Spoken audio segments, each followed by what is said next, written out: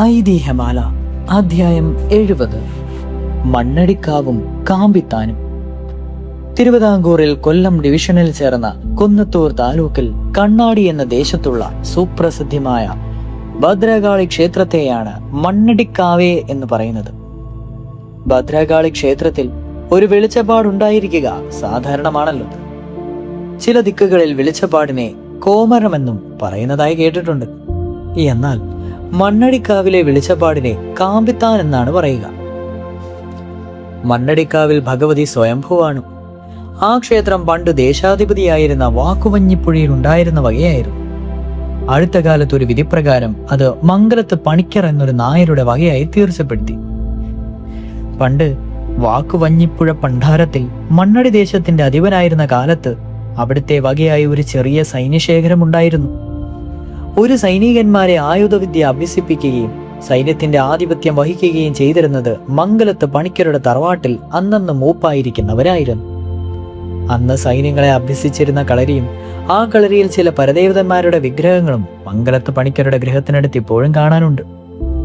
ഇങ്ങനെ വാക്കുവഞ്ഞിപ്പുഴ പണ്ടാരത്തിൽ ദേശാധിപതിയും മംഗലത്ത് പണിക്കർ സേനാനായകനുമായിരുന്ന കാലത്ത് ഒരു ദിവസം കൃഷി ഇറക്കുന്നതിനെ കാട് വെട്ടിത്തെളിക്കുന്നതിനുമായി ചിലർ പുലിയൂർ മംഗലത്ത് പണിക്കരുടെ ഭവനത്തിൽ സമീപം ഒരു കാട്ടിൽ വന്നു ചേർന്നു. അവരുടെ കൂട്ടത്തിൽ ഉണ്ടായിരുന്ന ഒരു പുലക്കള്ളി, അതായത് പുലയ സ്ത്രീ, അവിടെ കണ്ട ഒരു കല്ലിന്മേൽ അരിവാൾ തേച്ചപ്പോൾ ആ ശിരയിൽ നിന്ന് രക്തം പ്രവഹിക്കുകയാൽ അത് കണ്ട് പുലയർ ഭയാഭൃതായി പോയി.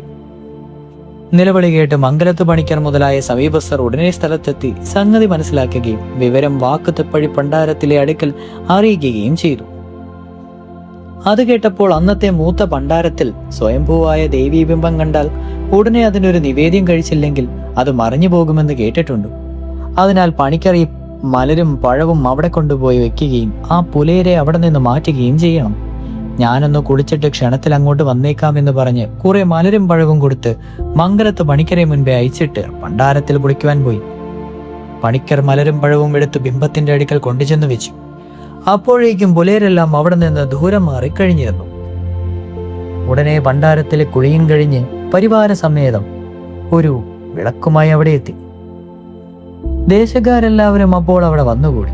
ആ സമയം ഒരു ഊരാളി, അതായത് മണ്ണാനെന്നും വണ്ണാനെന്നും പരവനെന്നും മറ്റും കൂടി പേരുള്ള ഒരു ജാതിക്കാരൻ തുള്ളിക്കൊണ്ട് അവിടെ വരികയും ഈ കാണപ്പെട്ടിരിക്കുന്ന ബിംബം ഭദ്രകാളിയുടേതാണ്, ഇവിടെ നിവേദ്യം പൂജയുമായൊന്നും വേണ്ട, അവിൽ മലർ പഴം മുതലായ സാധനങ്ങൾ ബിംബസന്നിധിയിൽ കൊണ്ടുചെന്ന് വെക്കുകയും കുറച്ചു സമയം കഴിയുമ്പോൾ എടുത്തുകൊണ്ട് പോവുകയും ചെയ്താൽ മതിയെന്ന് പറഞ്ഞു. അങ്ങനെ ചെയ്താൽ നിവേദ്യം കഴിച്ചാൽ എന്ന പോലെ ദേവിക്ക് തൃപ്തിയാകും. മലരും പഴവും മറ്റും കൊണ്ട് ചെന്നു വെക്കുന്നത് മംഗലത്ത് പണിക്കർ തന്നെ വേണം. ബ്രാഹ്മണന്മാരുടെ പൂജയും മറ്റും ഇവിടെ വേണ്ട എന്ന് പറഞ്ഞു. ഇത് കേട്ടിട്ട് ആരും വിശ്വസിച്ചില്ല. ഇവനിങ്ങനെ പറയുന്നത് പണിക്കരുടെ സേവയ്ക്ക് വേണ്ടിയാണോ എന്ന് വിചാരിച്ചു. അതിനാൽ ആ ഊരാളി, എന്താ ഞാൻ പറഞ്ഞത് നിങ്ങൾക്കാർക്കും വിശ്വാസമായില്ല അല്ലേ? ആട്ടെ, ഞാൻ നിങ്ങളെ വിശ്വസിപ്പിക്കാം എന്ന് പറഞ്ഞിട്ട് അവിടെ നിന്ന് ഓടിപ്പോയി. ഉത്സാഹശാലികളായ ജനങ്ങളും അവന്റെ പിന്നാലെ ഓടി. അവൻ ഓടിച്ചെന്ന് കുടപ്പാറയുടെ മുകളിൽ കയറി നിന്നു. കുടപ്പാറ സ്ഥിതി ചെയ്യുന്നത് മണ്ണടിയിൽ നിന്നും 6-7 നാഴിക കിഴക്ക് വടക്കായി പത്തനാപുരം താലൂക്കിൽ കലഞ്ഞൂര് എന്ന ദേശത്ത് ഒരു മലയുടെ മുകളിലാണ്. ആ പാറക്കുടയുടെ ആകൃതിയിൽ മേൽഭാഗം വൃത്താകാരമായി പരന്നും അതിന്റെ മധ്യത്തെങ്കിൽ ഒരു കാലുമായിട്ടാണ് ഇരിക്കുന്നത്. അതിനാൽ അതിന്റെ മുകളിൽ കയറിക്കുക എന്നുള്ളത് മനുഷ്യർക്ക് അസാധ്യമായിട്ടുള്ള കാര്യമാണ്. ആ ഊരാളി 7 പ്രാവശ്യം അതിന്റെ മുകളിൽ കയറുകയും ഇറങ്ങുകയും ചെയ്തു. ആ പാറയുടെ ചുറ്റും വലിയ കിടങ്ങായിരുന്നതിനാലും കാടുകളായിരുന്നതിനാലും ഊരാളിയുടെ പിന്നാലെ ഓടിച്ചെന്നവർക്ക് അടുത്തു ചെല്ലുവാൻ സാധിച്ചില്ല. പാറ ഒരു ഉയർന്ന സ്ഥലത്തായിരുന്നതിനാൽ അവൻ അതിന്മേൽ കയറുകയും ഇറങ്ങുകയും ചെയ്തത് അവർ ദൂരെ നിന്നുകൊണ്ട് കാണുക മാത്രമേ ചെയ്തുള്ളൂ. 12 കോലിൽ കുറയാതെ പൊക്കമുള്ള ആ പാറ ഇപ്പോഴും അവിടെ തന്നെ കാണുവാനുണ്ട്. ഈ ഊരാളി കൂടപ്പാറയുടെ മുകളിൽ കയറി നിറങ്ങി കാട്ടിൽ നിന്നും വെളിയിൽ വന്നത് 4-5 കടുവാക്കുട്ടികളെയും പിടിച്ചുകൊണ്ടാണ്. അവൻ ആ കടുവാക്കുട്ടികളെയും കൊണ്ട് മണ്ണടിയിൽ ബിംബം കണ്ട സ്ഥലത്തെത്തി.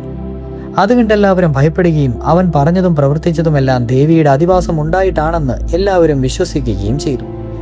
അതിനാൽ അവൻ കടുവാക്കുട്ടികളെയും വിട്ടയക്കുകയും അതോടുകൂടി അവന്റെ കലി അടങ്ങുകയും ചെയ്തു. ഊരാളി പറഞ്ഞതെല്ലാം എല്ലാവരും വിശ്വസിച്ചുവെങ്കിലും പണ്ടാരത്തിലും മംഗലത്ത് പണിക്കരും ദേശക്കാരും കൂടി സർവസമ്മതനായ ഒരു പ്രശ്നക്കാരനെ കൊണ്ട് പിന്നെ പ്രശ്നം വെപ്പിച്ച് നോക്കി അതുകൂടി ചെയ്തു. ഊരാളി പറഞ്ഞതെല്ലാം ശരിയാണെന്ന് പ്രശ്നക്കാരനും പറയുക, പണ്ടാരത്തിലെ ആജ്ഞപ്രകാരം ദേശക്കാരുടെ സഹായ സഹകരണങ്ങളോടും കൂടി മംഗലത്ത് പണിക്കർ അവിടെ ക്ഷേത്രം പണി നടത്തുകയും നിത്യാതിദാനം മുതലായവ പതിവുകൾ നിശ്ചയിക്കുകയും ചെയ്തു. ഇപ്രകാരമാണ് മണ്ണടിക്കാവ് ഉണ്ടായത്. അവിടെ ഇപ്പോഴും അരിവെച്ച നിവേദ്യരും ബ്രാഹ്മണന്മാരുടെ പൂജയും പതിവില്ല. മലർപ്പഴം മുതലായവ ബിംബാസന്നിധിയിൽ കൊണ്ടുചെന്ന് വെക്കുക മാത്രമേ ചെയ്യുള്ളൂ. അത് കുറച്ചു നേരം കഴിയുമ്പോൾ എടുത്തുകൊണ്ട് പോവുകയും ചെയ്യും. ഇപ്പോഴും ഇത് ചെയ്തു വരുന്നു. മലരും പഴവും മറ്റും കൊണ്ടുചെന്ന് വെക്കുന്നത് ഇപ്പോഴും മംഗലത്ത് പണിക്കർ തന്നെയാണ്. ഇനി കാമ്പിത്താനെ കുറിച്ചുകൂടി പറയാം. മണ്ണടിക്കാറു ക്ഷേത്രമുണ്ടായതിനു ശേഷം ഏതാനും കൊല്ലങ്ങൾ കഴിഞ്ഞ ശേഷം വാക്കുവഴിഞ്ഞപ്പോൾ പണ്ടാരത്തിലേക്ക് പുത്രസന്നാധമില്ലാതെ പോയി. പണ്ടാരത്തിലെ സന്താനാർത്ഥമായി അനേകം സൽക്കർമ്മങ്ങൾ ചെയ്തിട്ടും യാതൊരു ഫലവും ഉണ്ടായിയാൽ ഒടുക്കം ഭഗവതി തന്നെ ഇതിനൊരു നിവൃത്തി ഉണ്ടാക്കി തരണമെന്ന് പ്രാർത്ഥിച്ചുകൊണ്ട് പണ്ടാരത്തിൽ അന്തർജന സമേതം മണ്ണടിക്കാവിൽ ഭജനമിരുന്നു. ഭജനം ദൃഢശക്തി ഭക്തിയോടും പൂർണ്ണ വിശ്വാസത്തോടും കഠിന നിഷ്ഠയോടും കൂടിയായിരുന്നു. അങ്ങനെ ഏകദേശം അരമണ്ഡലം, അതായത് 21 ദിവസം കഴിഞ്ഞപ്പോൾ പണ്ടത്തെ ഊരാളി, ബിംബം കാണപ്പെട്ട സമയം തുള്ളിക്കൊണ്ടുവന്ന ഊരാളി തന്നെ അവിടെ ചെന്ന് നിൽക്കുകയും ചെയ്തു. അപ്പോൾ ഊരാളി ഒട്ടും വ്യസനിക്കേണ്ട, ഇന്നേക്ക് 3-ാം ദിവസം ഒരാൾ ഇവിടെ വരും, ഭഗവതിയുടെ അധിവാസം ഉണ്ടായിട്ട് അയാൾ പറയുന്നത് പോലെ ചെയ്താൽ താമസിയാതെ സന്തതി ഉണ്ടാവുമെന്ന് പറഞ്ഞിട്ട് കലിയടങ്ങി മടങ്ങിപ്പോയി. ഊരാളി പറഞ്ഞതുപോലെ 3-ാം ദിവസം ഒരാൾ അവിടെ ചെന്നു. അയാൾ ഒരു വിദേശിയും ഭിക്ഷയാചിച്ച് വന്നവനുമായിരുന്നു, ഒരു പാവപ്പെട്ട ശൂദ്രൻ. അയാൾ അവിടെ എത്തിയ ഉടനെ കയ്യിലുണ്ടായിരുന്ന കുടയും വടിയും മാറാപ്പും ദൂരെ വലിച്ചെറിഞ്ഞിട്ട് ക്ഷേത്രത്തെ തെക്കുവശത്തുള്ള ആറ്റിൻ ചാട്ടിക്കഴി അവിടെ കയറി തുള്ളിക്കൊണ്ട് 4 നടയിലും ചെന്ന് നിന്ന് അത്യുച്ചത്തിൽ 3 പ്രാവശ്യം വീതം അട്ടഹസിച്ചു. മുൻകൂട്ടി ഊരാളി പറഞ്ഞിരുന്നുവെങ്കിലും അട്ടഹാസം കേൾക്കുകൊണ്ടും പണ്ടാരത്തിലും മംഗലത്ത് പണിക്കരും ദേശക്കാരുമെല്ലാം ക്ഷണത്തിൽ അവിടെ എത്തി. അപ്പോൾ തുള്ളിക്കൊണ്ട് നിന്ന ആ മനുഷ്യൻ പണ്ടാരത്തിന് നേരെ നോക്കി, ഒട്ടും വ്യസനിക്കേണ്ട, എനിക്കൊരു ഉച്ചബലി നടത്തിയാൽ ഉടനെ സന്താനമുണ്ടാകുമെന്നു ഉച്ചബലി നടത്തേണ്ട കർമ്മങ്ങളും കാര്യങ്ങളും പറഞ്ഞു കൊടുത്തു. ഉടനെ കലയടങ്ങുകയും ചെയ്തു. ആ മനുഷ്യൻ പറഞ്ഞതെല്ലാം ഭഗവതി അരുളി ചെയ്തതായി എല്ലാവരും വിശ്വസിക്കുകയും പണ്ടാരത്തിൽ ഉച്ചപ്രതി നടത്തുകയും പുത്രസന്താനം ഉണ്ടാവുകയും ചെയ്തു. ഉച്ചബലി കഴിച്ചാൽ ഉണ്ണി ഉണ്ടാകുമെന്ന് തുള്ളിപ്പറഞ്ഞ ആ മനുഷ്യനെ പണ്ടാരത്തിൽ ചെലവിന് വേണ്ടതെല്ലാം കൊടുത്ത് അവിടെ തന്നെ താമസിപ്പിക്കുകയും ആ മനുഷ്യൻ ഭഗവതിയെ ഭജിച്ചുകൊണ്ട് സന്യാസി വൃത്തിയോടുകൂടി അവിടെ തന്നെ താമസിക്കുകയും ചെയ്തു. പണ്ടാരത്തിലേക്ക് ഉണ്ണി ഉണ്ടായപ്പോഴേക്കും ജനങ്ങൾക്ക് ആ മനുഷ്യനെ കുറിച്ചുള്ള വിശ്വാസവും ഭക്തിയും വളരെ വർദ്ധിക്കുകയും കൽപ്പനകൾ കേൾക്കുവാനായി പല വിധത്തിലുള്ള സങ്കടക്കാർ മണ്ണടിക്കാവിൽ ചെന്ന് മുട്ടുപരിക്കിരിക്കുകയും ചെയ്തു. അങ്ങനെ ആ പണ്ടാരത്തിലേക്ക് ഉണ്ണി ഉണ്ടായപ്പോഴേക്കും ജനങ്ങൾക്ക് ആ മനുഷ്യനെ കുറിച്ചുള്ള വിശ്വാസവും ഭക്തിയും വളരെ വർദ്ധിക്കുകയും കൽപ്പനകൾ കേൾക്കുവാനായി പല വിധത്തിലുള്ള സങ്കടക്കാർ മണ്ണടിക്കാവിൽ ചെന്നിരിക്കുകയും ചെയ്തു എന്ന് പറഞ്ഞുവല്ലോ. ആ മനുഷ്യൻ പറയുന്നതെല്ലാം ശരിയായി. അയാളെ ആ കാവിലെ കാമ്പിത്താനായി സ്ഥിരപ്പെടുകയും അയാൾക്ക് ചില സ്ഥാനമാനങ്ങളും നിശ്ചയിക്കുകയും തുള്ളുമ്പോൾ ഉപയോഗിക്കുവാനായി വാൾ, ശൂലം, അരമണി, ചിലമ്പ് മുതലായവ കൊടുക്കുകയും ചെയ്യും. മണ്ണടിക്കാവിലെ ആദ്യത്തെ കാമ്പിത്താൻ അയാളാണ്. അയാളുടെ വാക്കുകളും പ്രവൃത്തികളും അത്ഭുതപ്പെടുത്തുന്നവയായിരുന്നു. അയാൾ തുള്ളിപ്പറഞ്ഞിട്ടുള്ളവയിൽ ഒന്നുപോലും ഒക്കാതിരുന്നില്ല. ഈ കാമ്പിത്താന്റെ കാലത്ത് കായംകുളത്തെ രാജാവിന് സന്തതി ഇല്ലാതാവുകയും കൽപ്പന കേൾക്കുവാനായി കായംകുളത്തെ രാജാവ് അവിടെ ചെല്ലുകയും കാമ്പിത്താൻ തുള്ളി, എനിക്ക് തരാമെന്ന് നിശ്ചയിച്ചിട്ടുള്ളത് നിശ്ചയിച്ചത് കാലം തരണം, വിശേഷാൽ ഒരു ഉച്ചബലി കൂടി നടത്തിക്കണം, ഉച്ചബലി കഴിഞ്ഞാൽ ഒരു വത്സരം തികയുന്നതിന് മുമ്പ് സന്തതി ഉണ്ടാകും എന്ന് കൽപ്പിച്ചു. സന്തതി ഉണ്ടായാൽ ആ കുട്ടിയുടെ അന്നപ്രാശനം കഴിഞ്ഞാലുടനെ മണ്ണടിക്കാവിൽ കൊണ്ടുചെന്ന് തൊഴിയിക്കും, രത്നജിഗിതമായ ഒരു പൊന്മുടി നടക്കി വെക്കുകയും ചെയ്യാമെന്നായിരുന്നു രാജാവ് നിശ്ചയിച്ചിരുന്നത്. ഈ സംഗതി മനസ്സിൽ വിചാരിച്ചിട്ടല്ലാതെ അവിടുന്ന് ആരോടും പറഞ്ഞിരുന്നുമില്ല. ഇത് കാമ്പിത്താൻ കൽപ്പിച്ചു കേട്ടപ്പോൾ കായംകുളത്തെ രാജാവ് ഏറ്റവും വിസ്മയിക്കുകയും കൽപ്പന പോലെയെല്ലാം ചെയ്യാമെന്ന് സമ്മതിക്കുകയും അധികം താമസിയാതെ ഉച്ചബലി നടത്തുകയും 1 കൊല്ലം കഴിയുന്നതിന് മുമ്പ് അവിടെ സന്തതി ഉണ്ടാകുകയും ആ കുട്ടിയുടെ അന്നപ്രാശനം കഴിഞ്ഞ ഉടനെ ആ കുട്ടിയെ മണ്ണടിക്കാവിൽ കൊണ്ടുപോയി തൊഴിയിക്കുകയും അമൂല്യങ്ങളായ അനേകം രത്നങ്ങൾ പതിച്ച ഒരു പൊന്മുടി രാജാവ് നടക്കി വെക്കുകയും ചെയ്തു. മഴമംഗലത്ത് പണിക്കരുടെ കളരിയിൽ വെച്ച് സൂക്ഷിച്ചിരുന്നതും ഈ അടുത്ത കാലത്ത് തസ്കരന്മാർ തട്ടിക്കൊണ്ടുപോയതുമായ പൊന്മുടി ഇതുതന്നെയാണത്രേ. കായംകുളത്ത് രാജാവ് മനസ്സിൽ വിചാരിച്ച വഴിപാട് കാമ്പിത്താൻ തുള്ളി ചോദിച്ച് മേടിച്ചു തന്നു. മറ്റുള്ള വർത്തമാനം അന്ന് മധുരയിൽ വാണിരുന്ന പാണ്ഡ്യ രാജാവ് കേട്ടിട്ട് സ്വർണത്തിലും വെള്ളിയിലുമായിരിക്കുന്നുവെന്നും വാളും ചിലമ്പും ഉണ്ടാക്കി വെച്ചിരിക്കുന്നത് ഇതൊക്കെയാണെന്നും കാമ്പിത്താൻ തുള്ളിക്കൽപ്പിച്ച് ആളയക്കുകയാണെങ്കിൽ വെള്ളി കൊണ്ടുള്ള വാളും ചിലമ്പും കൊടുത്തയക്കുകയും കാമ്പിത്താൻ തന്നെ വരികയാണെങ്കിൽ സ്വർണം കൊണ്ടുള്ള വാളും ചിലമ്പും തന്നെ കൊടുത്തയക്കുമെന്നും മനസ്സിൽ വിചാരിക്കുകയും ചെയ്തു. ഒരു ദിവസം എന്തോ ചില സന്തതികൾക്ക് കൽപ്പന കേൾക്കുവാനായി പണ്ടാരത്തിലും പണിക്കരും ദേശക്കാരും മണ്ണടിക്കാവിൽ കൂടുകയാൽ സന്ധ്യാസമയമായപ്പോൾ കാമ്പിത്താൻ തുള്ളുകയും തുള്ളി നടയിൽ വന്നയുടനെ എനിക്കൊരാൾ ചില സമ്മാനങ്ങൾ തരുവാൻ നിശ്ചയിച്ചിരിക്കുന്നു. ഞാൻ പോയി അത് വാങ്ങിക്കൊണ്ട് ക്ഷണത്തിൽ വരാമെന്ന് പറഞ്ഞിട്ട് അവിടെ നിന്ന് ഓടിപ്പോവുകയും ചെയ്തു. എങ്ങോട്ടാണ് പോകുന്നതെന്ന് അറിയുവാനായി ചിലർ കാമ്പിത്താന്റെ പിന്നാലെ ഓടി. കുറച്ചു ദൂരം ചെന്നപ്പോൾ കാമ്പിത്താൻ അദൃശ്യനായി തീരുകയാൽ പിന്നാലെ ഓടിയവർ മടങ്ങിപ്പോന്നു. രാത്രി 3:45 നാഴികയായപ്പോൾ കാമ്പിത്താൻ മധുരയിൽ പാണ്ഡ്യരാജാവിന്റെ അടുക്കലെത്തി. എനിക്ക് തരുവാനായി വെച്ചിരിക്കുന്നത് വേഗത്തിൽ തരണം, താമസിക്കുവാൻ ഇടയില്ല എന്ന് പറഞ്ഞു.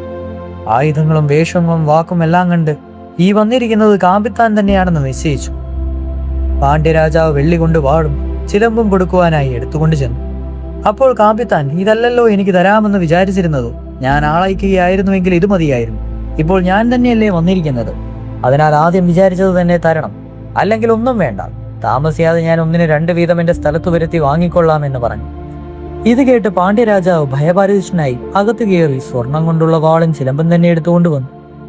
കാമ്പിത്താൻ ആ വാളും ചിലമ്പും വാങ്ങിക്കൊണ്ട് അപ്പോൾ തന്നെ തിരികെ പോരുകയും 7:30 നാഴിക രാജനായപ്പോഴേക്കും മണ്ണടിക്കാവിൽ എത്തുകയും അവിടെ കൂടിയിരുന്നവർ ആവശ്യപ്പെട്ട കൽപ്പനകൾ യഥോചിതം കൊടുക്കുകയും ചെയ്തു. അക്കാലം മുതൽ ആ കാമ്പിത്താനും പിന്നീടുണ്ടായ കാമ്പിത്താന്മാരും തുള്ളുന്ന സമയങ്ങളിൽ ഉപയോഗിച്ചിരുന്ന പാണ്ഡ്യരാജാവ് കൊടുത്ത ആ വാളും ചിലമ്പുമാണ്. ആ 1-ാമത്തെ കാമ്പിത്താൻ മരിച്ചതിനു ശേഷം ആ വാളും ചിലമ്പും അവിടെ ക്ഷേത്രത്തിന്റെ തെക്കുവശത്തുള്ള നദിയിൽ വലിയ കയമായിട്ടുള്ള ഒരു സ്ഥലത്ത് കൊണ്ട് ചെന്ന് നിക്ഷേപിക്കുകയും അവിടെ മുങ്ങി ആ വാളും ചിലമ്പും എടുത്തുകൊണ്ടുവരുന്ന ആളെ എന്നല്ലാതെ മേലാൽ കാമ്പിത്താനുമായി സ്വീകരിക്കുകയില്ലെന്ന് നിശ്ചയിക്കുകയും ചെയ്യും. ഇപ്രകാരം ചെയ്തത് ഭണ്ഡാരത്തിലും പണിക്കരും ദേശക്കാരും കൂടിയാലോചിച്ചിട്ടാണ്. വാളും ചിലമ്പുമിട്ട ആ സ്ഥലത്തിന്റെ പേര് പാറക്കടവ് എന്നാണ് പറഞ്ഞു വരുന്നത്. അതിന് നിമിഷ്ടമായ ആ സ്ഥലത്ത് മുങ്ങി അടിയിൽ ചെല്ലുക എന്നുള്ളത് മനുഷ്യരാൽ സാധ്യമായിട്ടുള്ളതല്ല. വർഷകാലങ്ങളിൽ അവിടെ അതികഠിനമായ ഒഴുക്കുണ്ടായിരിക്കും. ഒഴുക്കില്ലാത്ത സമയങ്ങളിൽ അവിടെ വലിയ മുതലകളും ഉണ്ടായിരിക്കും. എങ്കിലും 1-ാമത്തെ കാമ്പിത്താന്റെ കാലശേഷവും പാറക്കടവിൽ മുങ്ങി വാളും ചിലമ്പും എടുത്തുകൊണ്ടുവരികയും കുടപ്പാറയുടെ മുകളിൽ കയറി നൃത്തം ചെയ്യുകയും കലഞ്ഞൂർ കാട്ടിൽ നിന്ന് കടുവാക്കുട്ടികളെ പിടിച്ചു കൊണ്ടുവരികയും ചെയ്തവരായ 2-3 കാമ്പിത്തന്മാർ അവിടെ ഉണ്ടായിരുന്നു. അവരുടെ ഓരോരുത്തരുടെയും കാലശേഷം ആ വാളും ചിലമ്പും ആ കൈത്തിലിടകൾ തന്നെയാണ് ചെയ്യുന്നത്. ഇപ്പോൾ വളരെ കാലമായി അവിടെ കാമ്പിത്താൻ ഉണ്ടാകാതെ ഇരിക്കുന്നത് കൊണ്ട് ആ വാളും ചിലമ്പും ആ കയത്തിൽ തന്നെ കിടക്കുകയാണ്. 1-ാമത്തെ കാമ്പിത്താന്റെ കാലശേഷം ഉണ്ടായ കാമ്പിത്താന്മാരുടെ ദിവ്യത്വം സംബന്ധിച്ചും അനേകം ഐതിഹ്യങ്ങളുണ്ട്. അവയിൽ ചിലത് മാത്രം താഴെ പറയാം. ഒരിക്കൽ ഒരു നമ്പൂതിരിയെ ഭദ്രോൽപ്പത്തി പതിവായി വായിക്കണമെന്ന് നിശ്ചയിച്ച് എവിടെ നിന്നോ ഒരു ഗ്രന്ഥം സമ്പാദിച്ചു. ഭദ്രോൽപ്പത്തി ഗ്രന്ഥം എഴുതി സമ്പാദിച്ചിട്ടുള്ളവർ ചുരുക്കവും അച്ചടിച്ചിട്ടില്ലാത്തതുമായാൽ ദേവീ മാഹാത്മ്യവും മറ്റും പോലെ അത്ര സുലഭമല്ല. അതിനാൽ ആ നമ്പൂരി ആ ഒരു ഗ്രന്ഥം സമ്പാദിച്ചത് വളരെ പ്രയാസപ്പെട്ടാണ്. അദ്ദേഹം ആ ഗ്രന്ഥം അഴിച്ചു നോക്കിയപ്പോൾ അതിലൊരു ഭാഗത്ത് 3 അക്ഷരങ്ങൾ പൊടിഞ്ഞു പോയിരിക്കുന്നതായി കണ്ടു. ആ അക്ഷരങ്ങൾ കൂടിയില്ലാതെ പാരായണം ശരിയായി നടത്തുവാൻ നിവൃത്തിയില്ലല്ലോ. അതിനാൽ അദ്ദേഹം ഇതിനെക്കുറിച്ച് പല വിദ്വാൻമാരോടും ചോദിച്ചു. അവർ ഓരോരുത്തരും ഓരോ വിധം മാറി മാറി പറഞ്ഞു. വിദ്വാൻമാരുടെ അഭിപ്രായം ഭിന്നിച്ചു വരികയാൽ നമ്പൂരി വേറെ പല ഗ്രന്ഥങ്ങൾ കൂടി നോക്കി. ഓരോ ഗ്രന്ഥത്തിലും ഈ അക്ഷരങ്ങൾ മാറി മാറി തന്നെ കണ്ടു. ഒന്നിൽ കണ്ടതുപോലെ മറ്റൊന്നിൽ കൂടെ കാണുവാൻ സാധിച്ചില്ല. ആകപ്പാടെ നമ്പൂരി വിഷമിച്ചു. പിന്നെ അദ്ദേഹം ബദ്രികാൾ ക്ഷേത്രത്തിലുമുള്ള വെളിച്ചപ്പാടന്മാരുടെ ഭഗവതിയുടെ അധിവാസമുണ്ടാകുന്ന സമയം അവരോട് ചോദിച്ചാൽ ഇവിടെ വാസ്തവം ഇതെന്ന് വിചാരിച്ച് അതിനായി ശ്രമിച്ചു തുടങ്ങി. അദ്ദേഹം ഇതിനായി മലയാളത്തിലുള്ള പല ഭദ്രകാളി ക്ഷേത്രങ്ങളിൽ പോയി. ഓരോ സ്ഥലത്തും ചെല്ലുമ്പോൾ എന്തിനായിട്ടാണ് ചെന്നതെന്ന് ആരെങ്കിലും ചോദിച്ചാൽ ഒരു കൽപ്പന കേൾക്കുവാനാണ് എന്ന് മാത്രമല്ലാതെ അദ്ദേഹം വാസ്തവമാരോടും പറഞ്ഞില്ല. കാര്യം എന്താണെന്ന് ആരെങ്കിലും ചോദിച്ചാൽ അത് ഭഗവതിക്കറിയാമെന്ന് മാത്രമാണ് അദ്ദേഹം മറുപടി പറഞ്ഞത്.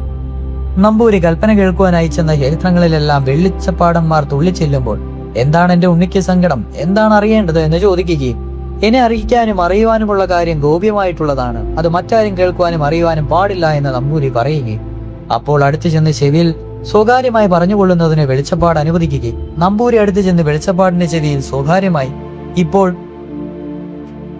വരട്ടുവാഴയ്ക്കായ്ക്ക് എന്തു വിലയുണ്ട് എന്ന് ചോദിക്കുകയും ഇത് കേട്ട ചിലർ ആഹാ എന്നെ പരീക്ഷിക്കാനായിട്ടാണ് വന്നിരിക്കുന്നതല്ലേ, ആട്ടെ ഇതിന്റെ ഫലം ഞാൻ ഇപ്പൊ കാണിച്ചു തരാമെന്നും മറ്റും പറയുകയും ചെയ്തുകൊണ്ടിരുന്നു. വെളിച്ചപ്പാടന്മാരുടെ ദേഷ്യപ്പെടലും മറ്റും നമ്പൂരി അല്പം പോലും വകവെച്ചില്ല. വാസ്തവമായ ഭഗവതിയുടെ അധിവാസം ഉണ്ടായിട്ടുള്ള തുള്ളുകയാണെന്നെങ്കിൽ വെളിച്ചപ്പാടന്മാർ കാര്യം എന്തെന്ന് ചോദിക്കുകയില്ലല്ലോ. ആരും പറയാതെ തന്നെ ഭഗവതിക്ക് എല്ലാം അറിയാമല്ലോ എന്നായിരുന്നു നമ്പൂരിയുടെ വിചാരം. കള്ളത്തുള്ളിൽ നിന്ന് തുള്ളുന്ന വെളിച്ചപ്പാടന്മാരെ കുറിച്ച് പുച്ഛം കൊണ്ടാണ് അദ്ദേഹം പരാട്ടുവാഴയ്ക്ക് എത്ര വിലയെന്ന് ചോദിച്ചത്. ഇങ്ങനെ ആ നമ്പൂതിരി ഭദ്രകാളി ക്ഷേത്രത്തിൽ പോവുകയും കൽപ്പന കേൾക്കുകയും കാര്യം സാധിക്കുകയാൽ ഇച്ഛാ ഭംഗിയോടുകൂടി പിരിഞ്ഞു പോവുകയും ചെയ്തതിനു ശേഷം ഒടുവിൽ മണ്ണടിക്കാവിൽ ചെന്നു ചേർന്നു. അവിടെ കാമ്പിത്താൻ അധിവാസമായി ഉണ്ടായിരുന്ന തുള്ളിക്കൊണ്ടു നിന്ന സമയത്താണ് നമ്പൂരി ചെന്നു ചേർന്നത്. അദ്ദേഹം അവിടെ ചെന്നയുടനെ കാമ്പിത്താൻ അദ്ദേഹത്തെ അടുക്കൽ വിളിച്ച് എന്താ വരാട്ടുവഴിക്ക് വല്ല അറിയണമല്ലേ എന്ന് പല സ്ഥലങ്ങളിൽ പോയിട്ടും അത് അറിയുവാൻ കഴിഞ്ഞിട്ടില്ലല്ലോ, ആട്ടെ, അത് ഞാൻ പറഞ്ഞു തരാമെന്ന് പറഞ്ഞിട്ട് കയ്യിലുണ്ടായിരുന്ന വാളിന്റെ അഗ്രം കൊണ്ട് 3 അക്ഷരങ്ങൾ നിലത്തെഴുതി കാണിച്ചു കൊടുക്കുകയും എന്താ മനസ്സിലായോ, ഇപ്പോൾ ശരിയായില്ലേ എന്ന് ചോദിക്കുകയും ചെയ്തു. നമ്പൂരി ആ അക്ഷരങ്ങൾ നോക്കി ധരിച്ചതിന് ശേഷം ഭക്തി ആദരസമേതം കാമ്പിത്താന്റെ കാൽക്കൽ വീണ് നമസ്കരിക്കുകയും ഭഗവതിയുടെ കൃപ കൊണ്ട് ഇപ്പോൾ തന്റെ ആഗ്രഹം സാധിച്ചു, ഈ ഭക്തനിൽ എന്നും കരുണയുണ്ടായിരിക്കണമെന്ന് പറയുകയും കുളിച്ചു തൊഴുത് ക്ഷേത്രത്തിൽ അനേകം വഴിപാടുകൾ നടത്തുകയും ചെയ്തു. കാമ്പിത്താൻ എഴുതി കാണിച്ച അക്ഷരങ്ങൾ ശ്ലോകത്തിന്റെ വൃത്തത്തിനും അർത്ഥത്തിനും യോജിച്ചതിനായിരുന്നതിനാൽ നമ്പൂരി അവ കൂടി തന്റെ ഗ്രന്ഥത്തിൽ ചേർത്തെഴുതിക്കൊണ്ട് സ്വദേശത്തെ പതിവായി ഭദ്രോത്പത്തി പാരായണം ചെയ്തുകൊണ്ടേയിരുന്നു. മുമ്പുണ്ടായിരുന്ന കാമ്പിത്താൻ കഴിഞ്ഞു പോയതിനു ശേഷം കാമ്പിത്താൻ ഉണ്ടാക്കാതെയും ഒരു കാമ്പിത്താൻ ഉണ്ടായാൽ കൊള്ളാമെന്ന ആഗ്രഹം എല്ലാവർക്കുമുണ്ട്. അങ്ങനെ ഒരു കാലത്തൊരിക്കൽ ഒരു നായർ അവിടെ നിന്ന് ഒരു ചുമടുപ്പുമായി മണ്ണടിക്കാവിന്റെ കിഴക്കേ നടയിൽ വന്നു ചേർന്നു. അയാൾ അവിടെ ഒരു മരത്തണലിന്മേൽ ചുമടിറക്കി വെച്ച് ക്ഷീണം തീർക്കുവാനായിരുന്നു. കുറച്ചു സമയം കഴിഞ്ഞപ്പോൾ അയാളുടെ വിധമൊക്കെ മാറി. അയാൾ തുള്ളിച്ചാടി എണീറ്റ് അത്യുച്ചത്തിൽ ഒന്ന് അട്ടഹസിച്ചു. ആ അട്ടഹാസം കേട്ട് സമീപസ്ഥന്മാരായ ജനങ്ങളെല്ലാവരും അവിടെ കൂടി. അപ്പോൾ ആ മനുഷ്യൻ കാമ്പിത്താനാണ്. അടുത്ത വെള്ളിയാഴ്ച ജനങ്ങളെല്ലാവരും കുടപ്പാറയുടെ സമീപത്ത് വരണം, അപ്പോൾ എന്നെ അവിടെ കാണാമെന്ന് പറഞ്ഞിട്ട് പാറക്കടവിൽ ചെന്ന് ചാടി വെള്ളത്തിനകത്തേക്ക് താഴുകയും ചെയ്തു. അടുത്ത വെള്ളിയാഴ്ച ജനങ്ങൾ കുടപ്പാറയുടെ സമീപത്ത് ചെന്നപ്പോൾ ആ മനുഷ്യൻ കുടപ്പാറയുടെ മുകളിൽ നിൽക്കുന്നതായി എല്ലാവരും കണ്ടു. പാണ്ഡ്യരാജാവ് സ്വർണം കൊണ്ട് പണിയിച്ച് ഇതിനു മുമ്പിലത്തെ കാമ്പിത്താനെന്ന് കൊടുത്തതും ആ കാമ്പിത്താന്റെ കാലശേഷം പാറക്കടവിൽ നിക്ഷേപിച്ചതുമായ വാളും ചിലമ്പും ഇളക്കി പിടിച്ചുകൊണ്ടാണ് ആ മനുഷ്യൻ അവിടെ നിന്നിരുന്നത്. ജനങ്ങളെ കണ്ട ഉടനെ അയാൾ താഴെ ഇറങ്ങി 4-5 കടുവാക്കുട്ടികളെയും പിടിച്ചുകൊണ്ട് ജനങ്ങളുടെ അടുക്കലേക്ക് എത്തി. അവിടെ നിന്ന് എല്ലാവരും കൂടി മണ്ണടിക്കാവിലെത്തി. അപ്പോൾ വാക്കുവഞ്ഞി പുഴം പണ്ടാരത്തിലും മംഗലത്ത് പണിക്കരും ദേശക്കാരും അവിടെ കൂടുകയും ആ കാമ്പിത്താനെ വിശ്വാസപൂർവ്വം ബഹുമാനിച്ച് സ്വീകരിക്കുകയും ചെയ്തു. ആ കാമ്പിത്താനും അനേകം അത്ഭുത കർമ്മങ്ങൾ ചെയ്തിട്ടുണ്ട്. ഒരിക്കൽ ഈ കാമ്പിത്താൻ തുള്ളി പാറക്കടവിൽ വെള്ളത്തിനടിയിൽ ഒരു ഭഗവതി ഇരിക്കുന്നുണ്ടെന്നും അവിടെ ഒരു പൂജ കഴിക്കേണ്ടിയിരിക്കുന്നുവെന്നും പറഞ്ഞു. കുറെ ഉണക്കലരിയും പൂവും പൂജാപാത്രങ്ങളും തീയും വിറകും ചന്ദനവും ഉപസ്തരണവും മറ്റവും എടുത്തുകൊണ്ട് പാറക്കടവിൽ ചെന്ന് വെള്ളത്തിൽ ചാടി മുങ്ങുകയും 4-5 നാഴിക കഴിഞ്ഞപ്പോൾ ചൂടാറാത്ത ചോറും പൂജാപാത്രങ്ങളും എടുത്തുകൊണ്ട് വെള്ളത്തിൽ നിന്ന് കയറി വരികയും ഇത് കണ്ട് ജനങ്ങളേറ്റവും വിസ്മയിക്കുകയും ചെയ്തിരുന്നു. ഒരിക്കൽ തിരുവനന്തപുരത്ത് പത്മനാഭ സ്വാമി ക്ഷേത്രത്തിൽ നിന്ന് ഏറ്റവും വിലയേറിയ ചില തിരുവാഭരണങ്ങൾ തസ്കരന്മാർ തട്ടിക്കൊണ്ടുപോവുകയും പല വിധത്തിൽ അന്വേഷണങ്ങൾ നടത്തിയിട്ടും യാതൊരു തുമ്പുമുണ്ടാകാതെ വരികയും ചെയ്യുകയാൽ അന്ന് നാടുവാണിരുന്ന മഹാരാജാവ് തിരുമനസ്സുകൊണ്ട് ഭഗവതിയുടെ കൽപ്പന കേൾക്കുന്നതിനായും മണ്ണടിക്കാവിലേക്ക് കൽപ്പിച്ച് ആളയിച്ചു. തിരുമനസിലെ ആളുകൾ മണ്ണടിക്കാവിൽ വന്ന സമയം ഈ കാമ്പിത്താൻ തുള്ളി കളവ് പോയ സാധനങ്ങൾ ഇന്നിടത്ത് ഇന്നാരുടെ അറയിൽ ഒരു പെട്ടകത്തിൽ ഇരിപ്പുണ്ടെന്നും മോഷ്ടിച്ചത് ഇന്നാരാണെന്നും സ്പഷ്ടമായി പറഞ്ഞു. അതനുസരിച്ച് അന്വേഷണം നടത്തിയപ്പോൾ സാധനങ്ങളെല്ലാം കണ്ടുകിട്ടുകയും മോഷ്ടാവും കുറ്റം സമ്മതിക്കുകയും അവനെ യഥോജ്ഞാനം ശിക്ഷിക്കുകയും ചെയ്തു. ഈ മോഷണം തെളിയിച്ചു കൊടുത്തതിലേക്ക് തിരുമനസിനെ കൊണ്ട് പട്ടാഴി എന്ന ദേശം കരമൊഴിയായി ആ കാമ്പിത്താന്റെ പേരിൽ കൽപ്പിച്ച് പതിപ്പിച്ചു കൊടുത്തു. അതിനാൽ അക്കാലം മുതൽ ആ ദേശത്തുള്ള നിലമ്പുരയിടങ്ങൾക്കെല്ലാം കാമ്പിത്താൻ കുടീരന്മാർക്ക് ആധാരങ്ങൾ എഴുതി കൊടുക്കുകയും പാട്ടം പിരിക്കുകയും ചെയ്തു തുടങ്ങി. അവിടെയുണ്ടായിരുന്ന ഭദ്രകാളി ക്ഷേത്രം ജീർണോദ്ധാരണം ചെയ്യിപ്പിച്ച് അവിടെ കലശം കഴിപ്പിക്കലും കാമ്പിത്താൻ തന്നെ നടത്തുകയും ചെയ്തു. ദൈവ സ്വകാര്യങ്ങളെല്ലാം അന്വേഷിച്ച് നടത്തി വരുന്നത് കാമ്പിത്താൻ തന്നെ. കാമ്പിത്താനെ കുറിച്ച് ജനങ്ങൾക്ക് വിശ്വാസവും ഭക്തിയും ബഹുമാനവും ക്രമേണ വർദ്ധിച്ചു വരികയാൽ അവിടെ കാമ്പിത്താന് സാമാന്യത്തിലധികം പ്രാബല്യവും സിദ്ധിച്ചു. അതിനാൽ മണ്ണടിക്കാവിൽ വഴിപാടും നടവാരയും ഉണ്ടാകുന്ന മുതലുകളെല്ലാം കാമ്പിത്താൻ തന്നെ എടുത്തു തുടങ്ങി. അപ്പോൾ മംഗലത്ത് പണിക്കർക്ക് ആദായം കുറഞ്ഞു തുടങ്ങുകയും തന്നിമിത്തം പണിക്കരും കാമ്പിത്താനുമായി വഴക്കും ഷണ്ടയും കലശയുമായി തീരുകയും ചെയ്തു. അപ്പോൾ ദേശക്കാരും മറ്റും കൂടി പറഞ്ഞ് ആ ഷണ്ട ശമിപ്പിച്ച് അവരെ രാജിപ്പെടുത്തുകയും കയ്യിൽ കിട്ടുന്നത് കാമ്പിത്താനും നടക്കുമെത്തുകയും ചെയ്തു. അപ്പോൾ ആരുമൊന്നും നടക്കി വെക്കാതെ എല്ലാവരും കാമ്പിത്താന്റെ കയ്യിൽ തന്നെ കൊടുത്തുവിടുന്നു. ദേവസ്വം സംബന്ധിച്ച് ഒന്നും കിട്ടാതെ ആയപ്പോൾ പിന്നെയും പണിക്കർക്ക് കാമ്പിത്താനോട് വൈര്യം വർദ്ധിച്ചു. എങ്കിലും കാമ്പിത്താന് സകല ജനങ്ങളുടെയും സഹായവും മഹാരാജാവ് തിരുമനസിലെ കാരുണ്യവും വേണ്ടുവണ്ണം ഉണ്ടായിരുന്നതിനാൽ ജയം കിട്ടുന്ന കാര്യം അസാധ്യമാണെന്ന് വിചാരിച്ച് പണിക്കർ വ്യവഹാരത്തിനും മറ്റും പോയില്ല. ചില ദുർമന്ത്രവാദികളെ കണ്ട് പണിക്കർ ആഭിചാരം ചെയ്യിപ്പിച്ചു. വിഷം കൊടുത്തതാണെന്നും ചിലർ പറയുന്നുണ്ട്. കാമ്പിത്താനെ അങ്ങനെ കൊല്ലിച്ചു. അതിനാൽ മണ്ണടിക്കാട് ദേവസ്വം പിന്നെയും യഥാപൂർവം മംഗലത്ത് പണിക്കരുടെ കൈവശം തന്നെയായി തീർന്നു. അതിൽ പിന്നെ ഇതുവരെ അവിടെ കാമ്പിത്താനും ഉണ്ടായിട്ടില്ലാത്തതിനാൽ ഇപ്പോഴും ആ ദേവസ്വം നിർബാധം പണിക്കരുടെ കൈവശം തന്നെയാണ്. ഒരു കാമ്പിത്താൻ മരിച്ചാൽ അയാളുടെ ശവസംസ്കാരവും ഉദക്രിയയും മുതലായവ ചെയ്യേണ്ടത് പിന്നെ ഉണ്ടാകുന്ന കാമ്പിത്താനാണ്. പ്രസ്തുത കാമ്പിത്താന്റെ കാലശേഷം ഇതുവരെ കാമ്പിത്താന്മാരുണ്ടായിട്ടില്ലാത്തതിനാൽ ഈ ഒടുവിൽ കഴിഞ്ഞ കാമ്പിത്താന്റെ ശവസംസ്കാരം ശേഷക്രിയകളും ഇതുവരെ നടന്നിട്ടില്ല. അയാളുടെ മൃതദേഹം ഒരു പെട്ടിയിലാക്കി ഉപ്പും കർപ്പൂരവും ഇട്ട് സ്ഥാപിച്ചിരിക്കുകയാണ്. വാളും ചിലമ്പും പാറക്കടവിലും നിക്ഷേപിച്ചിരിക്കുന്നു. കാമ്പിത്താൻ മരിച്ചതിനു ശേഷം പട്ടാഴി ദേശവും ദേവസ്വവും തിരുവിതാംകൂർ ഗവൺമെന്റിന് ചേരുകയും ചെയ്തു. എന്നാൽ ഇനിയൊരു കാമ്പിത്താൻ ഉണ്ടായാൽ അപ്പോൾ വിട്ടുകൊടുക്കുവാൻ തക്കവണ്ണമല്ലാതെ പൂർണ്ണമായി സർക്കാർ ചേർത്തിട്ടില്ല. ഇനി ഉച്ചബലിയെ സംബന്ധിച്ചതാണ് സ്വല്പം പറയുവാനുള്ളത്. പട്ടാഴിയിലുള്ള ഭദ്രകാളി ക്ഷേത്രത്തിൽ പണ്ടേ തന്നെ ഒരു മുടി ഇരിക്കുന്നുണ്ടായിരുന്നു. അത് ഭദ്രകാളിയുടെ മുടിയാണെങ്കിലും അവിടെ ബിംബത്തിൽ ചാർത്തുക പതിവില്ല. സ്വർണമയമായ ആ മുടി ക്ഷേത്രത്തിനകത്ത് തന്നെ പ്രത്യേകം ഒരു സ്ഥലത്ത് വെച്ച് പതിവായി പൂജിച്ചിരുന്നു. മുടി വെച്ച് പൂജിച്ചിരുന്ന സ്ഥലത്തിന് മുടിപ്പുര എന്നാണ് പേര് പറഞ്ഞു വന്നത്.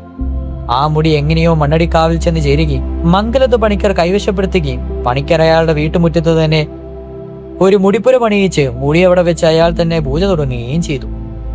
പണിക്കരും കാമ്പിത്താനുമായി രസമില്ലാതാവുകയും മണ്ണടിക്കാവ് കാമ്പിത്താന്റെ കൈവശത്തിലാവുകയും ചെയ്തപ്പോൾ പണിക്കർ അയാളുടെ ഗ്രഹത്തിന് സമീപം ഒരു ക്ഷേത്രം പണിയിച്ച് അവിടെ ഒരു ഭഗവതിയെ പ്രതിഷ്ഠിപ്പിക്കുകയും ആ ഭഗവതിക്ക് പണിക്കർ തന്നെ പൂജ നടത്തിയിട്ട് തുടങ്ങുകയും ചെയ്തു.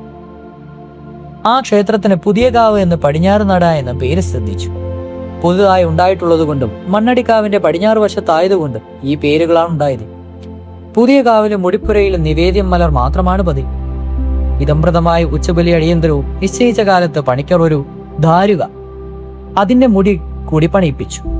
കുംഭമാസത്തിൽ 1-ാം തീയതി മംഗലത്ത് പണിക്കരും ദേശക്കാരും കിഴക്കേ നടയിൽ കൂടിയാണ് ഉച്ചബലിയുടെ ദിവസം നിശ്ചയിച്ചിരുന്നത്. കുംഭമാസം 15-ാം തീയതി കഴിഞ്ഞു വരുന്ന വെള്ളിയാഴ്ചയോ ചൊവ്വാഴ്ചയോ വേണമെന്നല്ലാതെ ഉച്ചബലി ഇന്നേ ദിവസം വേണമെന്നില്ല. ഉച്ചബലിയുടെ 10 ദിവസം മുമ്പേ കൊടിയേറ്റം, പിന്നെ 10 ദിവസത്തെ ഉത്സവമുണ്ട്. കൊടിയേറ്ററിയാൽ 10 ദിവസത്തേക്ക് മംഗലത്ത് പണിക്കർ ശരീരശുദ്ധിയോടുകൂടി വ്രതം അനുസരിച്ചിരിക്കണം. ഉച്ചബലി നാൾ 7:30 നാഴിക പകലാവുന്ന സമയം മൂത്ത പണിക്കർ വാദ്യഘോഷങ്ങളോടും ദേശക്കാരുടെ അകമ്പടിയോടും കൂടി ഭദ്രകാളിയുടെ മുടിയെടുത്ത് എഴുന്നള്ളിച്ചു കൊണ്ടുവന്ന് വാക്കുവഞ്ഞിപ്പുഴ മഠത്തിൽ ചെല്ലണം. അവിടെ നിന്ന് മേൽപ്രകാരം ആഘോഷങ്ങളോട് കൂടി തന്നെ മുടിയൊഴിയുന്നു ഉള്ളിച്ചുകൊണ്ട് ഊർവലത്തായി കിഴക്കേ നടയിൽ വന്ന് ചേരണം. 7:30 നാഴിക രാത്രിയാകുമ്പോൾ ഇളയ പണിക്കർ ദാരികന്റെ മുടിയും എടുത്തുകൊണ്ട് അവിടെ എത്തണം. അവിടെ വെച്ച് മൂത്ത പണിക്കരും ഇളയ പണിക്കരും കൂടി ഭദ്രകാളിയും ദാരികനും കൂടി 10 ഉണ്ടായ വിധം ഒരു യുദ്ധം അഭിനയിക്കണം. അത് കഴിഞ്ഞാൽ മുടികൾ രണ്ടും പണിക്കരുടെ വീട്ടിലേക്ക് എഴുന്നള്ളിക്കുകയും മുടിപ്പുരയിൽ കൊണ്ടുചെന്ന് യഥാപൂർവം വെക്കുകയും ചെയ്യണം. ഇത്രയുമാണ് ഉച്ചബലിയുടെ ചടങ്ങ്. ഇതിന് മുടിയെടുപ്പ് എന്നും പറയാറുണ്ട്. പണ്ടൊരിക്കൽ ഒരു ഉച്ചബലിക്ക് മൂത്ത പണിക്കരും ഇളയ പണിക്കരും കൂടി യുദ്ധം അനുഭവിച്ച സമയം മൂത്ത പണിക്കർക്ക് കലികൊള്ളുകയും യുദ്ധം അഭിനയം വിട്ട് വാസ്തവ യുദ്ധമായി തീരുകയും ദാരുകനായ ഇളയ പണിക്കർക്ക് നേരിട്ട് നിൽക്കുവാൻ നിവൃത്തിയില്ലാതാവുകയാൽ അയാൾ ഓടുകയും ഭദ്രകാളിയായ മൂത്ത പണിക്കർ പിന്നാലെ എത്തുകയും ഗത്യന്തരമില്ലെന്നായപ്പോൾ ഇണയ പണിക്കർ ഒരു കിണറ്റിൽ ചാടുകയും മൂത്ത പണിക്കർ കൂടെ ചാടുകയും കുറച്ചു കഴിഞ്ഞപ്പോൾ മൂത്ത പണിക്കർ ഇളയ പണിക്കരുടെ തലയും ദാരികന്റെ മുടിയും കൊണ്ട് കരയ്ക്ക് കയറി വരികയും ആ ഉച്ചബലി അങ്ങനെ അവസാനിക്കുകയും ചെയ്തു. ഇളയ പണിക്കർ കഴിഞ്ഞിട്ട് പിന്നെ അവരുടെ കുടുംബത്തിൽ പുരുഷനായിട്ട് മൂത്ത പണിക്കർ മാത്രമേ ഉണ്ടായിരുന്നു. അതിനാൽ പണിക്കരുടെ തറവാട്ടിൽ പ്രായം തികഞ്ഞ 2 പുരുഷന്മാരുണ്ടാകുന്ന കാലത്ത് അവർ മുടിയെഴുന്നള്ളിപ്പിച്ചാൽ മതിയെന്നും അതുവരെ കണിയാന്മാരെ കൊണ്ട് ഉച്ചബലി നടത്തിയാൽ മതിയെന്നും തീർച്ചപ്പെടുത്തി. അതിൽ പിന്നെ ഇതുവരെ മംഗലത്ത് പണിക്കരുടെ തറവാട്ടിൽ പ്രായം തികഞ്ഞ 2 പുരുഷന്മാർ ഒരു കാലത്തും ഉണ്ടായിട്ടില്ല. ഇളമുറക്കാരന് പുരുഷപ്രായമാകുന്നതിന് മുമ്പ് മൂത്ത പണിക്കർ മരിക്കും. അങ്ങനെയാണ് ഇപ്പോഴും അവിടെ നടന്നു വരുന്നത്. ഇളയ പണിക്കരുടെ കാലശേഷം ഉച്ചബലി അടിയന്തരം ദേശവാസികളായ കയ്യന്മാരെ കൊണ്ട് നടത്തിച്ചു കൊണ്ടുവന്നു. അങ്ങനെ കുറച്ചു കാലം കഴിഞ്ഞപ്പോൾ ഉച്ചബലി ദിവസം കാളിയും ദാരുകനും കൂടി യുദ്ധം അനുഭവിച്ചു കൊണ്ടിരുന്ന സമയം ആ സ്ഥലത്ത് ജനങ്ങളുടെ തിക്കും തിരക്കും കൊണ്ട് തന്നെ കണിയന്മാർക്ക് നിൽക്കുവാൻ നിവർക്കയില്ലാതെയായി. മറിഞ്ഞു വീണ് കൈയും കാലും മുടിയുകയും ഏറ്റവും വിലയേറിയ മുടികൾക്ക് വല്ലതും കേടുപറ്റുകയോ ചെയ്തുവെങ്കിലോ എന്ന് ഭയപ്പെട്ട് കണിയാന്മാർ മുടികൾ അടുത്ത് നിന്നിരുന്ന ഈഴവന്മാരുടെ കയ്യിലേക്ക് കൊടുത്തു. ഈഴവർ ആ മുടികൾ മടക്കി കൊടുക്കാതെ കൊണ്ടുപോവുകയും ഒരു മുടിപ്പുര പണിയിച്ച് അവിടെ തന്നെ അവർ തന്നെ സൂക്ഷിക്കുകയും ചെയ്തു. അക്കാലം മുമ്പ് 2 കൊല്ലം മുമ്പ് 1097-ാം ആണ്ട് വരെ ഉച്ചബലി അടിയന്തരം നടത്തുന്നത് ഈഴവരാണ്. 1097-ാം ആണ്ട് ഈഴവർ അവർക്കും കൂടി ക്ഷേത്രപ്രവേശനം അനുവദിക്കണമെന്ന് ആവശ്യപ്പെടുകയും മംഗലത്ത് പണിക്കരും ദേശക്കാരും അത് അനുവദിക്കായികയാൽ ഈഴവർ പിണങ്ങി അവർക്ക് ഉച്ചബലി നടത്തുവാൻ കഴിയുകയില്ലെന്ന് പറഞ്ഞ് മുടികൾ മംഗലത്ത് പണിക്കരെ ഏൽപ്പിച്ചു കൊടുക്കുകയും ചെയ്തു. അക്കാലം മുതൽ വീണ്ടും കണിയാന്മാരെ കൊണ്ട് ഉച്ചബലി നടത്തി തുടങ്ങി. ഇപ്പോൾ അത് നടത്തുന്നത് കണിയാന്മാർ തന്നെയാണ്. മുടികൾ വെച്ച് സൂക്ഷിക്കുന്നത് മംഗലത്ത് പണിക്കർ തന്നെ. ഉച്ചബലി സംബന്ധിച്ച് യുദ്ധം അനുഭവിക്കുന്ന സ്ഥലത്തിന് ഊട്ടുകളം എന്നാണ് പേർ പറഞ്ഞു വരുന്നത്. ദാരുകനായ ഇളയ പണിക്കർ ചാടിയ കിണറ്റിലെ വെള്ളം ഇപ്പോഴും രക്തവർണമായി തന്നെ കിടക്കും. അത് ക്ഷേത്രത്തിന്റെ വടക്കുവശത്താണ്. ആ സ്ഥലത്തിന് ഭഗവതി മഠം എന്നും പേർ പറഞ്ഞു വരുന്നു. മണ്ണടിക്കാവിൽ ഇപ്പോഴും കാമ്പിത്താൻ അല്ലെങ്കിലും ഭഗവതിയുടെ ഗതിക്ക് ഇവിടെ ഇപ്പോഴും യാതൊരു കുറവുമില്ല. പതിവായി ഉത്സവവും ഉച്ചബലിയും നടന്നു വരുന്നു. കാലഭേദം കൊണ്ട് ജനങ്ങൾക്ക് ഭക്തി കുറഞ്ഞു പോവുകയാൽ പണ്ടത്തെ പോലെ ആരും ഭഗവതിയെ ആദരിക്കുകയും ആചരിക്കുകയും ചെയ്യുന്നില്ലെന്ന് മാത്രമേ അവിടെ ഒരു ദോഷം വന്നിട്ടുള്ളൂ. സ്വയംഭൂവായ ബിംബത്തിന്മേൽ അരിവാൾ തേച്ച് പുലകളി രക്തം കണ്ട സമയം മണ്ണുവാരി അടിച്ചതിനാലാണ് ആ സ്ഥലത്തിന് മണ്ണടി എന്ന് പേര് സിദ്ധിച്ചതെന്ന് ജനങ്ങൾ പറയുന്നു. അതെങ്ങനെയായാലും ആ സ്ഥലം ഏറ്റവും മാഹാത്മ്യമുള്ളതും ആ ഭഗവതി അത്യുഗ്രമൂർത്തിയെ മുട്ടിട്ടുള്ളതുമാണ്. ഇതോടുകൂടി ഐതിഹ്യമാല അധ്യായം 70 സമാപിച്ചിരിക്കുന്നു. അടുത്തത് അധ്യായം 71 ശ്രീകൃഷ്ണ കർമാമൃതം തുടരും.